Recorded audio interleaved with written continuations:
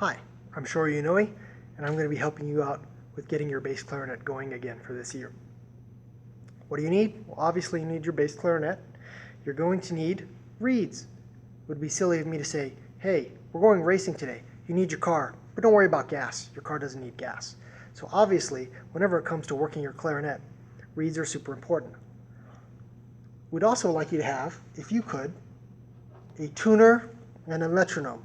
At this point, most of us probably are just doing this with our phones, but if you actually have a device that you purchase from the music store, that's fine too. But the apps work just fine, and in fact, you don't even have to have an app for the metronome because you can just plug in metronome tempo into Google and they'll pull one up from you from YouTube. But the tuner itself, you're going to want a tuner app. That's going to be super important. All right, let's talk for a moment about reeds. So I have a whole handful of reeds here. I typically have 5 or 6 reeds for a bass clarinet at any given time. For a regular clarinet, soprano clarinet, I typically have around 20, just kind of going. That's just pretty normal. And if you have a clarinet teacher on your campus, you know what we're talking about. You've probably seen it. But for bass clarinet, I don't play as much, so I typically only have 4 or 5. What should you have? I would say you want to have a minimum of 4 at all times. It's just always good to have multiple reeds. Someone's like, well, as long as I have a backup reed. Well, sometimes your backup reed dies too. Sometimes your backup reed turns out to be a bad reed that day after you broke your first reed. So I would say 4 is the absolute minimum for what you should be ready for at all times. You say, that's a little bit expensive, mister. Yeah, but there are better places you can get your reeds from. I would suggest you get your reeds from a website like woodwindbrasswind.com where you can order them for a little bit cheaper than you get them here in town. That's just being honest about it. Van Doren reeds are pretty good. I actually like to play on the Van Doren V16 cut, which is actually a tenor sax cut. These are tenor sax reeds. These fit on bass clarinet just fine, right? So tenor sax and bass clarinet reeds are actually cut on the same machine, but they come in kind of slightly different cuts. But Van Dorens, Hemkeys are kind of okay. The Rico, no, they're not called Ricos anymore. The Diodario Selects, Diodario Reserve and Diodario Classic and Diodario Selects. That's the new brand name for those. Those are pretty solid too. So those are the better reeds to get. I would kind of stay away from just about anything else if you can at all avoid it. All right, let's just double check a couple things with getting this all going together. All right, so the main thing is to make sure that the tip of the reed, okay, number one, are the tips of your reeds intact? Notice there's no chips, there's no breaks, there's nothing going on here that's in the way. You need the reed to be intact. Okay, so that's the most important thing. And then you need the reed to not be like 6 months old. Reeds don't last forever. They just don't. Not even the synthetic reeds, which you're probably not playing on. No reed is designed to last forever. They won't. All right, so the best you can hope for is maybe maximum 3 weeks, maybe, if you're playing on that same reed every day. If you're rotating through your reeds and changing them out, every other day or so, like you're playing reed number 1 on Monday and reed number 2 on Tuesday, you can get a few months out of them because you're only playing that reed once or twice a week. But if you're playing the same reed back to back, day after day after day, and not giving it any rest, 2 weeks probably is realistic, 3 weeks maximum. Once you hit 4 weeks with that reed, nah, it's not going to sound good anymore. That's just reality. Even if it looks intact, it's just worn out. These fibers get worn out. So the tip needs to be nice and pretty and lined up, and it's shaped like that because remember, it needs to align with the tip of the mouthpiece. Okay, it should be lined up. Okay, it shouldn't be higher than, and it shouldn't be lower than. It should be lined up exactly. And then I like to hold that with the bottom of my left thumb. So the bottom of my left thumb on the bottom of the reed, rather. Okay, that's the way that works. And then the reed itself is going to tell you where the ligature goes. And I would tell you where the ligature goes, but where did my ligature go? Be right back. So the reed, the very tip of the shiny part is where the top of the ligature is going to go. So how far down do I bring my ligature until the top hits right where the little curvy dull part starts right there. That's how I know my ligature is down far enough. And that works for clarinets, saxophones, bass clarinets, all of them. They all line up about the same. The reed itself will tell you how far down to pull the ligature. And then you hold the ligature in place with your thumb. And I have an inverted ligature. My screws are on the back. Your screws probably go on the front unless you have a ligature that looks like mine. Just give it enough twists until you feel the ligature kind of go, no thanks. And when the ligature says no thanks, you just stop and leave it.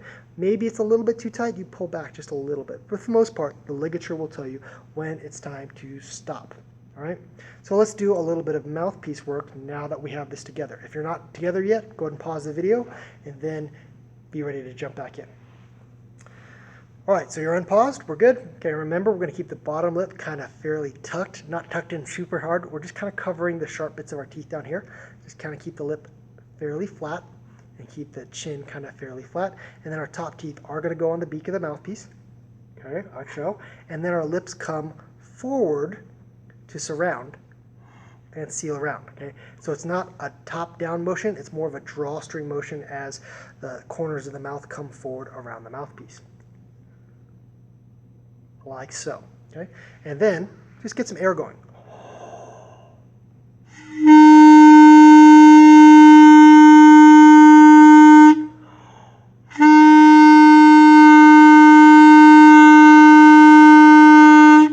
Get that going a couple of times. Once you can get that going a couple of times, add some tongue into it.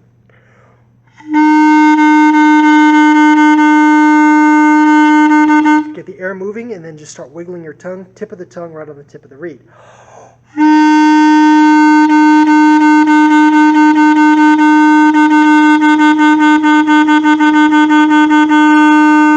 Once that's nice and solid, start with your tongue at the beginning of the sound, right?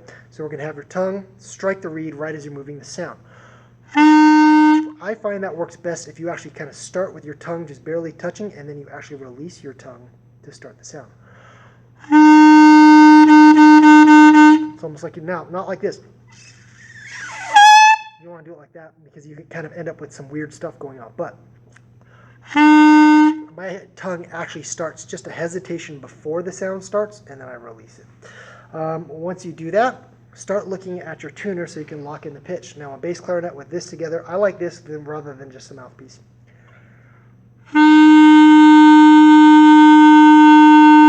You can expect to see the pitch E flat appear on your tuner, maybe a D.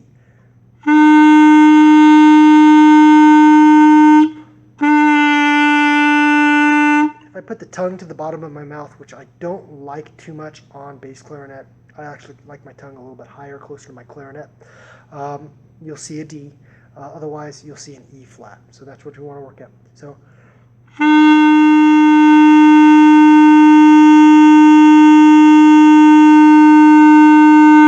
Do a couple on just the mouthpiece. Take a breath. Start with your tongue and go as long as you can until you're out of breath. Pause, reset, and do that a few times.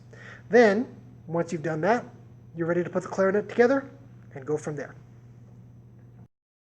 Now that we've done some mouthpiece stuff, let's go ahead and get going on the instrument again.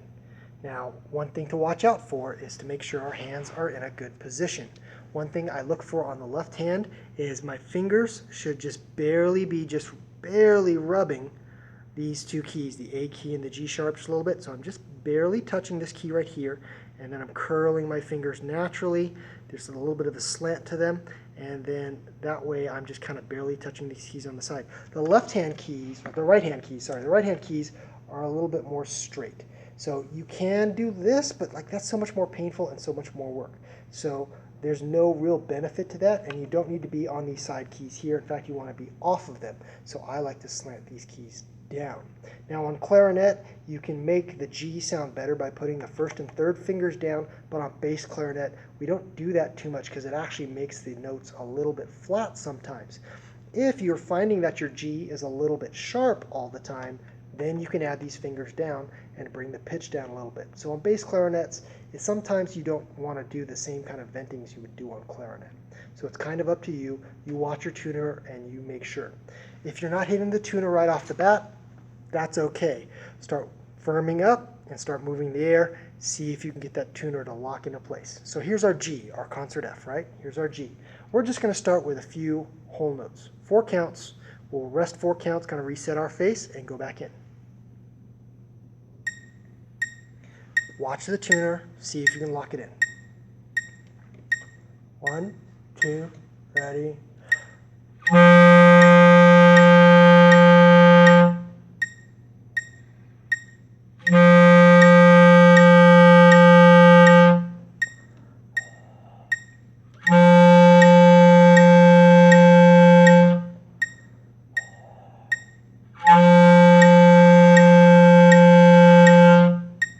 All right, a couple things.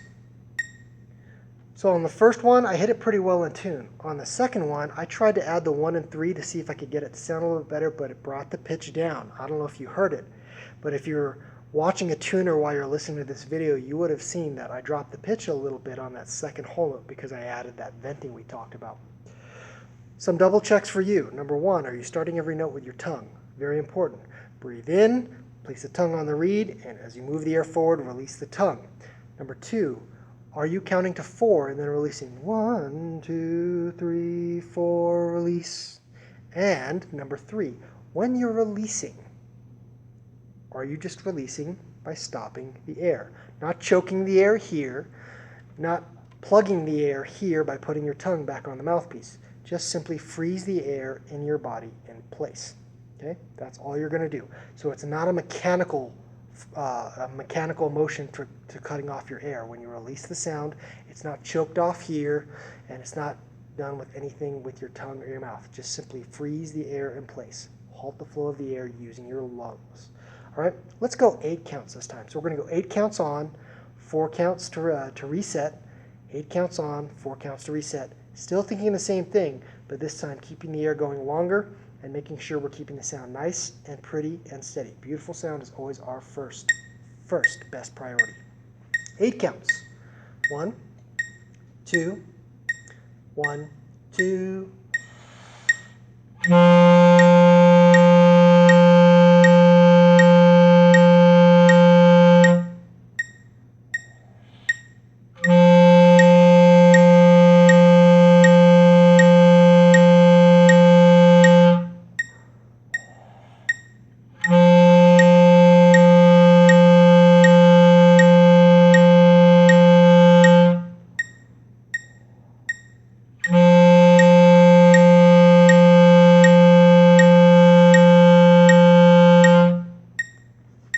All right, how do we do? Once again, check yourself. Were you starting right with your tongue every time? Was your air staying nice and steady for 8 counts? And were you releasing right when you were supposed to and with a nice open release rather than a choked closed release? One more step, let's go for 12 counts. Now another thing you can do, if you're starting to lock the tuner in place, that's good. So I'm going to add one more aspect to it, and you can add a drone. The drone gives you something to shoot for with your ear rather than with your eyes. You can still look with your eyes, but the more you can use your ears to listen and match, the better off you're going to be. Here we go. 12 counts this time, 12 counts. 1, 2, 1, 2, ready.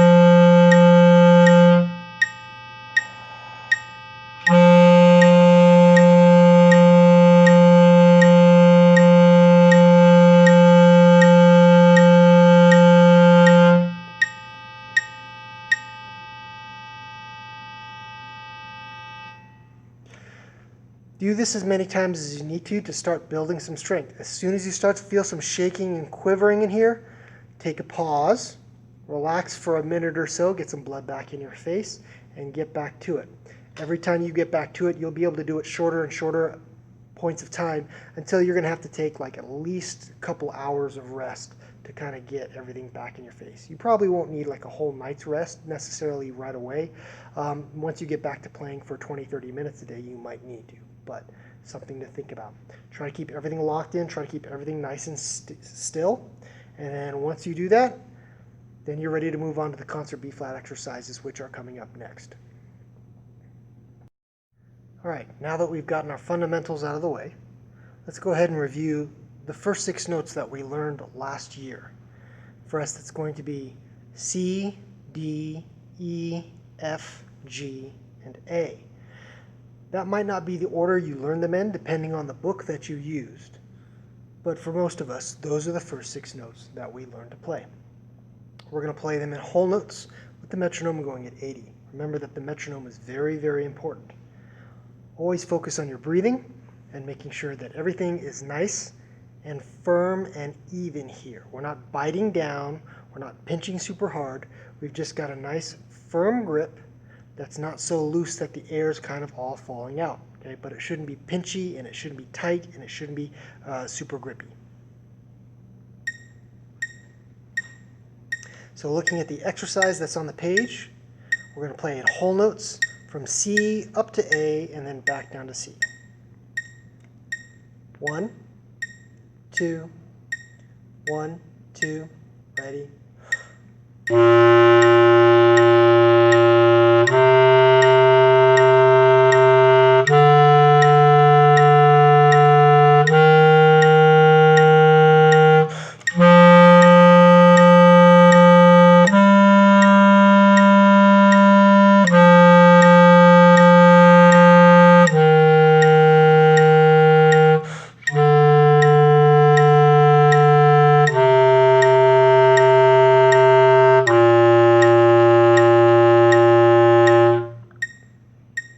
Let's pause for a moment and do a little bit of self-reflection. Ask yourself a couple of questions.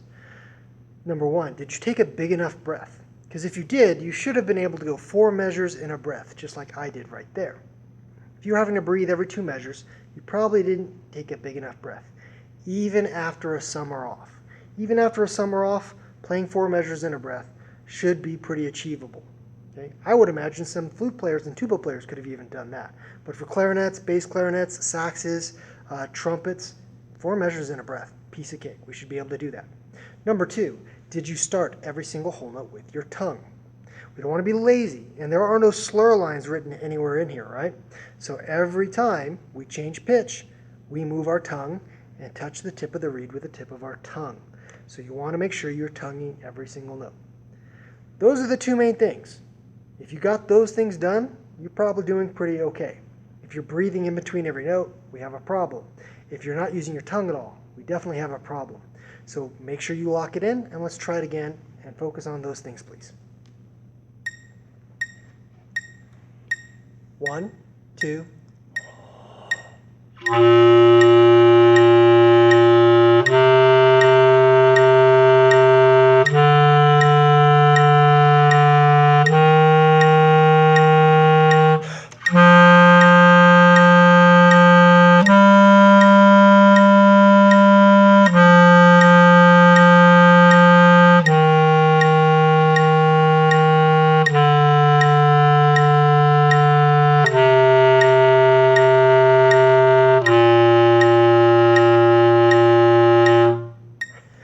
That time I changed it up a little bit by doing the last 7 measures in one breath. That would be an admirable goal, and within a week you might be able to get 6 to 7 measures in one breath. That would be something worth shooting for, making sure that you're breathing big but also still playing big. Now let's take a look at some bonus information. You'll notice at the end of the line you see 2 additional notes.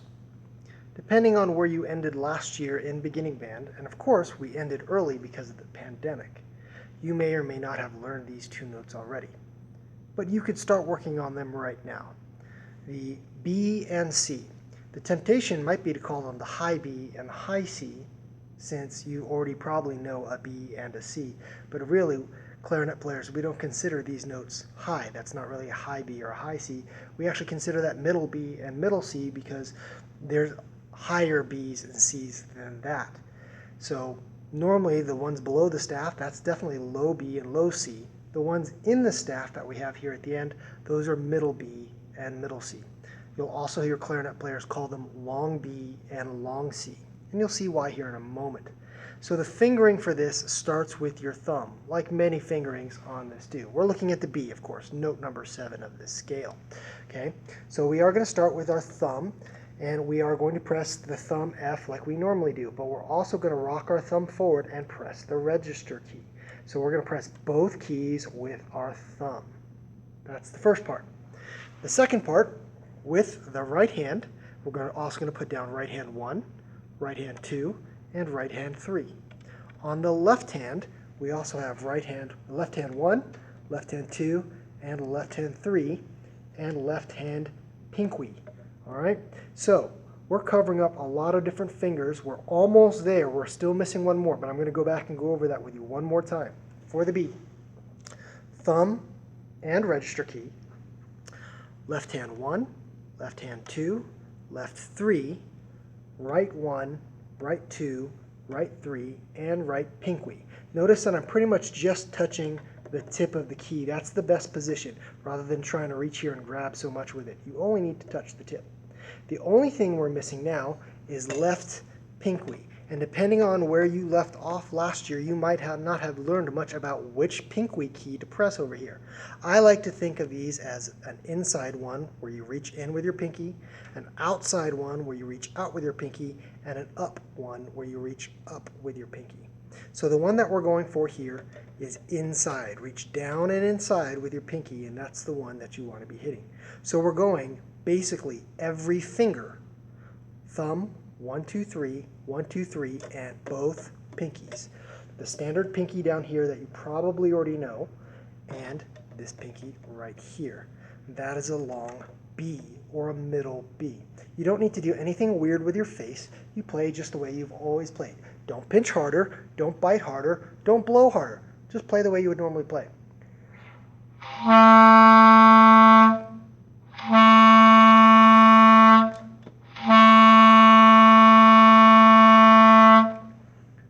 Now for the nice part. Note number 8, the C directly after that. It's exactly the same, except we're getting rid of the pinky on the left hand. So we're at thumb, L1, 2, 3, or 1, 2, 3, and the right hand pinky. And that is the long C, which is note number 8 on the page. Right? So this is a 1 pinky note, and the B is a 2 pinky note. That is a way of thinking of that. So for the C, same idea. You don't have to change anything with your face. Just put the fingers down, put the instrument in the face like you normally do, and just blow like you normally do. So here's the B, 2 pinkies. Here's the C, 1 pinky. And you can just kind of go back and forth between them because all you're doing is wiggling the left pinky.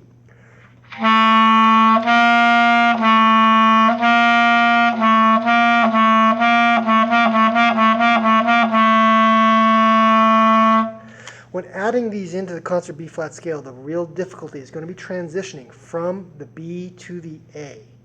And I suggest you do it that way. I suggest you actually start on note number 8, which is the C, then go downwards to the B, and then go downwards to the A. And if you can get that transition, C to B to A, you're probably going to be in pretty good shape. When you can go C, B, A, and A, B, C in both directions,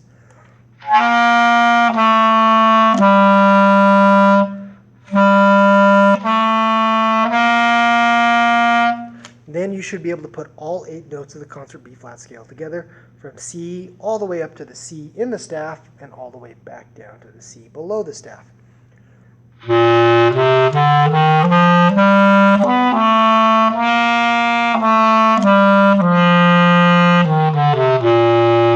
Once you hit the A, it's pretty easy in both directions. However, it's crossing from the A to the B to the C. Because because you go from almost no fingers to all fingers. So that's what you have to be aware of. So try to work that out. It's probably going to take you several days to get comfortable making that transition, but that's what you should be aiming for.